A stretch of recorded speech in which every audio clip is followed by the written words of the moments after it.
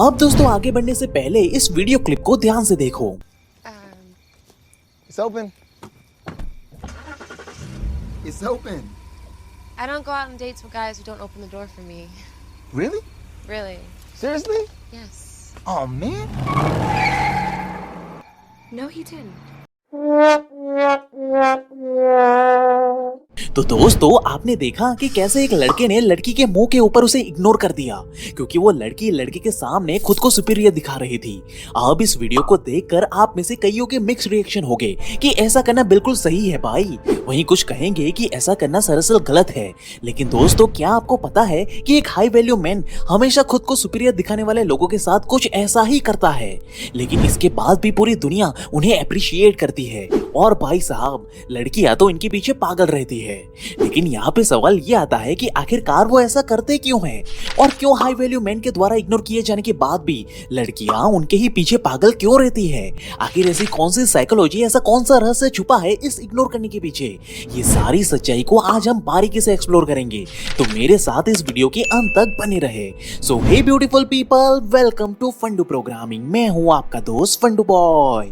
अब आगे बढ़ने से पहले हमें सबसे पहले ये समझना होगा कि एक हाई वैल्यू मैन कहते किसे है। तो अगर हम इसके ओरिजिन की बात करें तो 1000 BCE में ग्रीक के लोगों ने अपने खुद के अल्फाबेट बनाए थे, जिसका पहला अक्षर बना था अल्फा, जो दिखने में कुछ ऑक्स के हेड जैसा लगता था, लेकिन एक्चुअली में ये सिंबलाइज करता है most wild and dominated creature wolf को, यानी कि भेड़िए को। क्योंकि एक भेड़िया इंटेलिजेंट और केयरिंग होने के साथ साथ वो हमेशा अपनी फैमिली को प्रोटेक्ट करने के लिए हमेशा सबसे आगे रहता है। जैसे कि भेड़िया के ग्रुप में एक प्रथा होती है कि झुंड के नौजवान भेड़िए हमेशा अपने परिवार को प्रोटेक्ट करेंगे और वो कुछ भी शिकार करके लेकर आएंगे तो उसमें से वो सबसे पहले खाना अपने घर के बुजुर्ग भेड़िए को देंगे, उसके बाद ही वो अपना खाना खाएंगे। और चाहे कुछ भी हो जाए लेकिन ये वुल्फ कभी किसी के गुलाम नहीं बनते और ना ही वो मुसीबत के समय पर अपने परिवार को अकेला छोड़ते हैं, इसलिए उनके लीडर को अल्फा कहा जाता है। अब समय के साथ साथ झुंड में रहने वाले इंसानों ने भी वुल्फ की इसी क्वालिटी को सदियों पहले अडॉप्ट कर लिया था।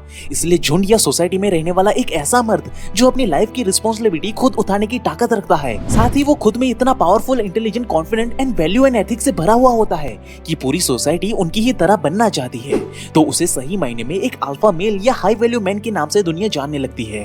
अब जाहिर सी बात है कि सारी लड़कियां ऐसे मेल की तरफ 100% आकर्षित होती है और वो उन्हें किसी भी कीमत पर पाना भी चाहती है। लेकिन एक हाई वैल्यू मैन आसमान में उड़ रहे बाज की तरह होता है जो नीचे उड़ रही तितलियों पर कभी ध्यान नहीं देता, जिसका एक सटीक प्रमाण हमें 2008 में देखने को मिला, जब 2008 में प्रिंस चार्ल्स ने बकिंगहाम पैलेस लंदन में पूरी दुनिया के सामने सर रतन टाटा जी को लाइफ टाइम अचीवमेंट अवार्ड देने के लिए एक इवेंट ऑर्गेनाइज किया था। अब इस इवेंट को मैनेज करने के लिए रतन टाटा के एम्प्लॉयज तो लंदन पहुंच गए थे, लेकिन सर रतन टाटा अभी तक लंदन नहीं पहुंचे थे। इसलिए प्रिंस चार्ल्स और बाकी सभी बड़े बड़े लोग रतन टाटा जी का इंतजार करने लगे थे।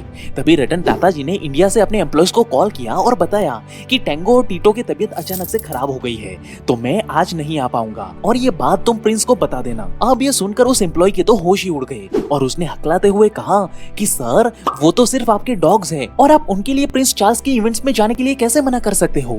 मैं क्षमा चाहता हूँ, लेकिन मेरे डॉग्स मेरे परिवार का हिस्सा है और मैं मुसीबत के समय अपने परिवार को कभी अकेला नहीं छोड़ता। इतना कहकर सर रतन टाटा जी ने फोन को कट कर दिया। अब इसके बाद उस एम्प्लॉय की हालत खराब हो गई। उसे समझ में नहीं आ रहा था कि वो आखिर ये बात प्रिंस को कैसे कहेंगे, लेकिन आखिरकार जब उन्होंने प्रिंस को ये बात बताई तो इस पर नाराज होने के बजाय प्रिंस ने बड़े ही प्राउडली ये कहा कि that's a sign of real alpha man, जो कि किसी भी हालत में अपने परिवार को अकेला नहीं छोड़ता।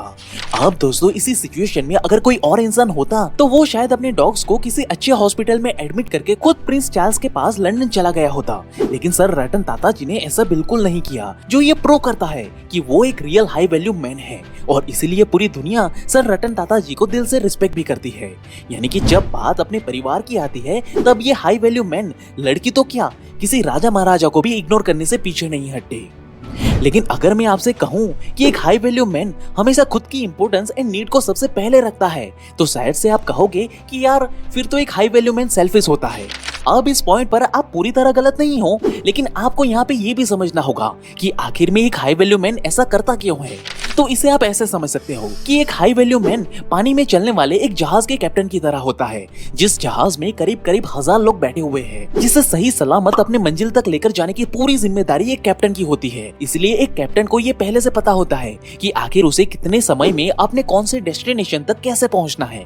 लेकिन वहीं अचानक से कुछ लोग उसके पास आते हैं और उसे ये ज्ञान देना शुरू कर देते हैं कि आखिर उसे क्या करना चाहिए, उसे किस दिशा में और किस तरह से आगे बढ़ना चाहिए। अब यहाँ पे आपके अकॉर्डिंग एक कैप्टन को क्या करना चाहिए? आप अपना जवाब मुझे कमेंट करके जरूर बताओ, क्योंकि रियलिटी देखी तो इस पॉइंट पर कैप्टन के पास दो रास्ते हैं। या तो वो सेल्फिश एंड रूड बनकर लोगों को इग्नोर करते हुए अपने आप की सुने, या फिर वो सारे लोगों को खुश करने के लिए अपने पूरे जहाज को उनकी बताई बातों के हिसाब से चलाने लगे। अब यहाँ पे एक जिम्मेदार कैप्टन कभी भी लोगों की बातों में आकर अपने जहाज को अंधा तो नहीं चलाता, बल्कि वो अपनी एक प्रॉपर स्ट्रेटेजी एंड प्लान के अकॉर्डिंग ही जहाज को आगे लेकर जाता है, क्योंकि तभी वो सही सलामत अपने निर्धारित लक्ष्य तक सबको पहुंचाएगा। ठीक इसी तरह एक हाई वैल्यू मैन भी सेल्फिश एंड रूड बनकर लोगों को इग्नोर करते हुए अपनी लाइफ को अपनी शर्तों पर जीते हैं। और यही कारण है कि ऐसे मेंस लड़कियों को इग्नोर करने से पीछे नहीं हट, क्योंकि वो अपनी लाइफ खुद के अकॉर्डिंग जीना पसंद करते हैं, ना कि किसी लड़की को पल भर की खुशियां देने के लिए उनके पीछे पागलों की तरह घूमते रहते हैं। तो क्या इसका मतलब ये है कि एक हाई वैल्यू मैन कभी किसी लड़की को पसंद ही नहीं करता? तो दोस्तों ऐसा बिल्कुल नहीं है, बल्कि इसके बारे में एक डेटिंग वेबसाइट ई हार्मोनी ने एक रिसर्च कंडक्ट करवाया, जहां साइकोलॉजिस्ट ने ये पता लगाया कि असल में ज्यादातर हाई वैल्यू मैन सिर्फ उन्हीं लड़कियों की तरफ अट्रैक्ट होते हैं जिनके अंदर उनकी मदर की तरह ही सिमिलर क्वालिटी मौजूद होती है।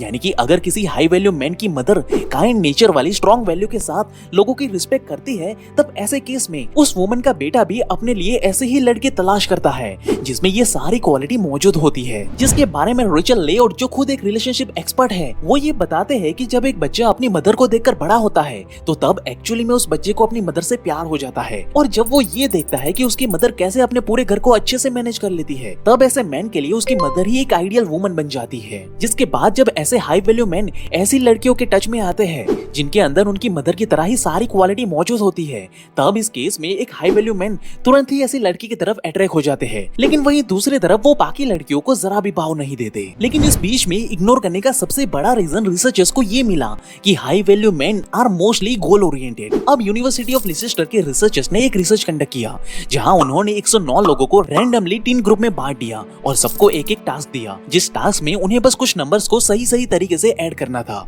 जहां ग्रुप ए से कहा गया कि वो बस इस टास्क को कंप्लीट करे, पर यहाँ पे उन्हें कोई भी स्पेसिफिक गोल या टारगेट नहीं दिया गया। वहीं ग्रुप बी से कहा गया कि उन्हें एटलीस्ट 10 करेक्ट आंसर करने हैं। वहीं ग्रुप सी से कहा गया कि उन्हें कम से कम 15 सही आंसर करने हैं। अब दोस्तों जब इन तीनों ग्रुप के लोगों के रिजल्ट को रिसर्चर्स ने बारीकी से एनालाइज किया, तब वो हैरान रह गए, क्योंकि इस रिसर्च में सामने आया कि जो मेल्स ग्रुप बी और सी में थे, यानी कि जिन्हें स्पेसिफिक गोल या टारगेट दिया गया था, ऐसे मेल्स की परफॉर्मेंस बाकियों के मुकाबले में कई गुना आगे निकल चुकी थी।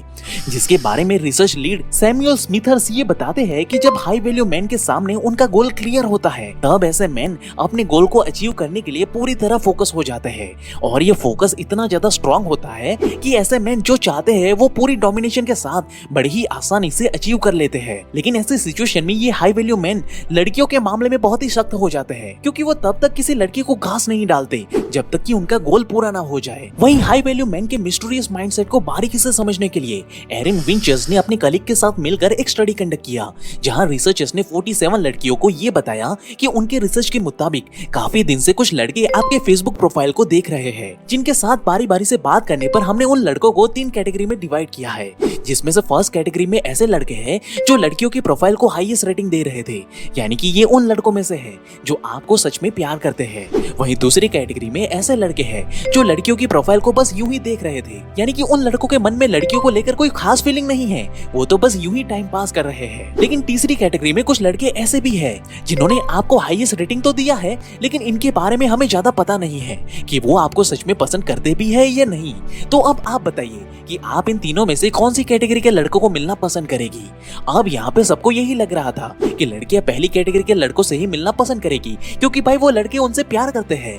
लेकिन एक्सपेरिमेंट में सबसे इंटरेस्टिंग बात ये निकल करके आई कि असल में ये लड़कियां तीसरी कैटेगरी के लड़कों की तरफ ज्यादा आकर्षित हुई, जिनकी फीलिंग्स के बारे में कोई भी डेटा या रिकॉर्ड मौजूद ही नहीं था। वहीं दूसरी तरफ जिन लड़कों के फीलिंग्स के बारे में लड़कियों को ऑलरेडी पता था, था कि वो लड़के सच में उनसे प्यार करते हैं। उन लड़कों को तो लड़कियों ने भाव तक नहीं दिया, जिसे हम हर रोज रियल लाइफ में भी देख सकते हैं कि जब लड़की को ये पता होता है कि भाई सामने वाला लड़का उससे प्यार करता है, तब लड़कियां उन्हें जानबूझकर फ्रेंड जोन कर देती है और हमेशा उन मिस्टीरियस लड़कों के पीछे पागल रहती है, जिनकी फीलिंग्स का कुछ भी आता पता नहीं होता कि वो लड़की से प्यार करता भी है या नहीं।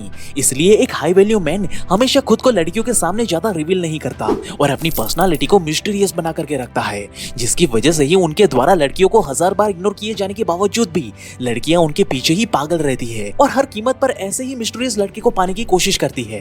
यही वजह है कि आपको हर जगह पे हाई वैल्यू मैन लड़कियों को इग्नोर करते हुए ही नजर आएंगे। बाकी आप मुझे कमेंट करके ये बताओ कि इन तीनों में से आप कौन सी कैटेगरी में से आते हो दोस्तों। वहीं अगर आप डार्क साइकोलॉजी के इस्तेमाल से किसी के भी दिमाग को अपने वश में करना चाहते हो तो ये लेफ्ट वाली वीडियो पे तुरंत से क्लिक करें और ऐसे ही लाइफ चेंजिंग वीडियो हर हफ्ते देखने के लिए हमारे चैनल को सब्सक्राइब जरूर से करें। And at last, thank you for watching guys.